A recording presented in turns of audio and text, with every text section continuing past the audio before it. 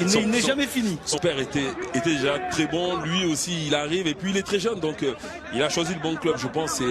La Juve, c'est vraiment une usine à champions, hein. Il va se façonner, c'est un diamant brut. Ils vont le polir jusqu'à, même s'il est déjà international, en faire un très grand joueur, c'est sûr. Et malgré sa présence à l'aller comme au retour face à Porto, ça n'aura pas suffi. Et voilà. Cristiano Ronaldo, annoncé par Caballero, buteur dans cette partie. Il ne nous a pas fait mentir, c'est R7 qui... s'offre un nouveau record. Pas une seule équipe en Italie, pas un seul stade ne lui a résisté. Il n'avait jamais marqué en Sardaigne. C'est chose faite, de la tête, avec une détente comme il nous a appris. Ah oui. Ronaldo, assez phénoménal. 21e but.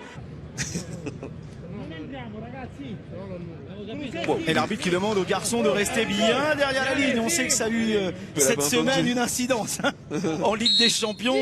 Un retentissement du Parc des Princes jusqu'en Espagne. Cristiano Ronaldo, c'est dedans, il a eu de la réussite, c'est vrai, mais le principal est fait pour CR7 qui s'offre un doublé et se rapproche un peu plus encore de la deuxième place du classement des buteurs de tous les temps.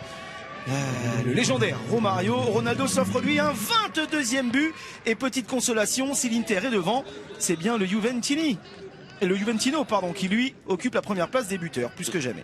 Oh, la bonne déviation de Morata. Et attention, justement, voilà à Federico Chiesa dans sa spécialité de remonter le ballon très vite d'un but à l'autre. Federico Chiesa qui va aller servir Cristiano Ronaldo de l'autre côté. Le passement de Ronaldo. Ah oui, monsieur. Cristiano Ronaldo s'offre un triplé en une demi-heure. De la tête, du pied droit et du pied gauche chez R7. Mesdames, messieurs, dans toute sa splendeur. Ouais, c'est un phénomène. Voilà, on en parlait avant le match. On savait que c'est le type de match précis, juste après une défaite, une élimination, où il essuie les critiques. Il a le caractère, il a l'ego, vous pouvez l'appeler comme vous voulez. Ce bonhomme-là est très grand. Il faut regarder parce qu'il a bientôt fini sa carrière et qu'on va certainement pas retrouver un joueur avec une telle précision et surtout un caractère. Il appelle ce ballon encore une fois, il le reçoit. Qu'est-ce qu'il fait?